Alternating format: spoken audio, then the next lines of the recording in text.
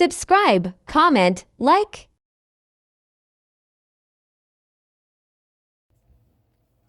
Hi வணக்கம். இன்றைக்கு நான் மரவள்ளி கிழங்கு வடை செய்ய போகிறேன். அந்த மரவள்ளி கிழங்கு வடை செய்கிறதுக்கு முதல் இந்த பாடலை பாடிட்டு அதன் பிறகு செய்வோம் பாருங்கள்.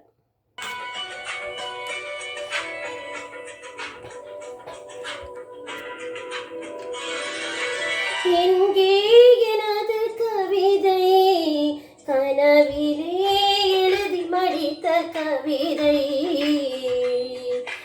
எங்கே எனது கவிதை, கனவிலே எழுதி மடித்த கவிதை,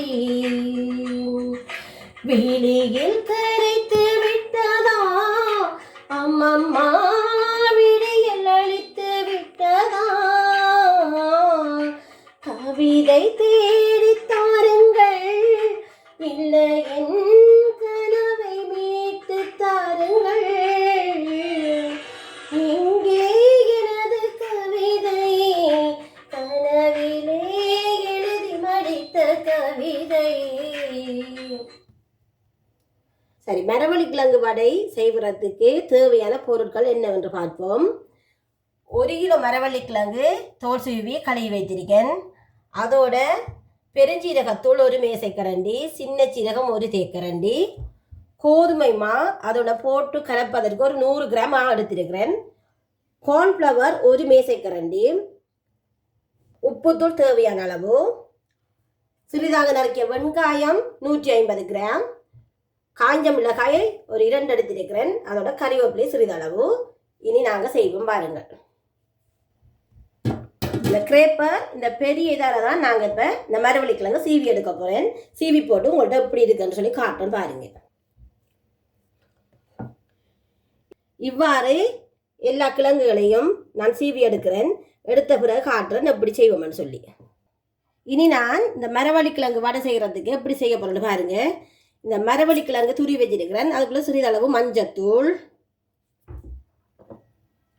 கொஞ்சமாக இந்த மாவில் கொஞ்சம் போடுறேன், போட்டு பிறகு பார்த்து செய்வோம்.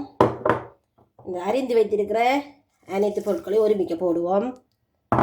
அதோட பெருஞ்சீரகம் சின்ன சீரகம் 2ஐயும் அப்படியே போடுறேன்.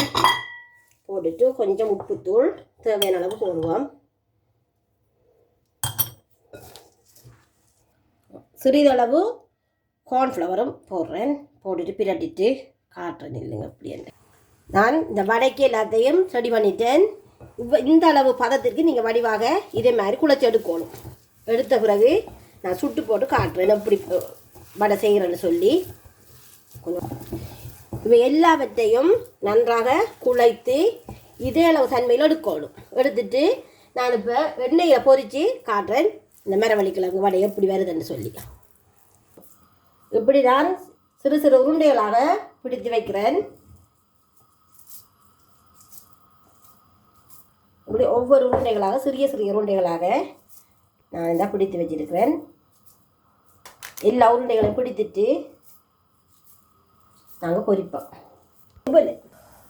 சரி, நான் இந்த எண்ணெய் கொதிச்சுட்டு நான் அந்த ஒரு வடையாக போடுறேன்.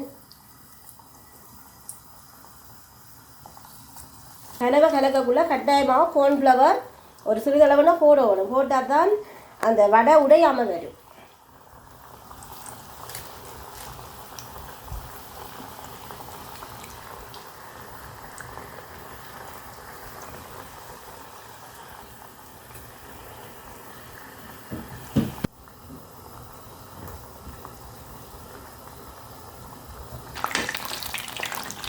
இதை பிரட்டி விடுவோம்.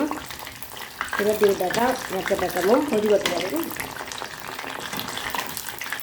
நிறம் மாறலை, நிறம் மாறது. அதுக்கு பிறகு இறக்கி விட்டாங்க. வடை வேகிட்டு வடை இனி நாங்கள் இறக்குவோம். வடையை ஒவ்வொன்றாக இறக்குவோம்.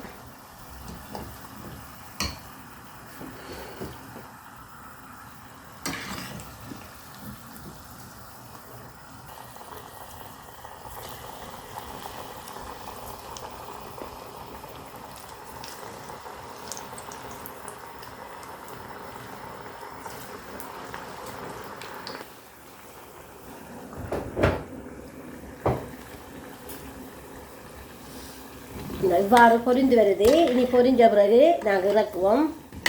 நீங்கள் சிறிது நேரத்தில் வைக்க விடலாம்.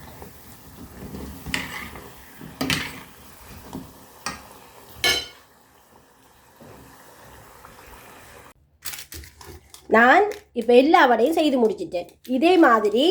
இதே முறையில் நீங்களும் இந்த வடையை செய்து பாருங்கள். செய்து பார்த்துட்டு எப்படி இருந்ததுன்னு சொல்லி எனக்கு கமெண்ட்ஸில் தெரிவிங்க.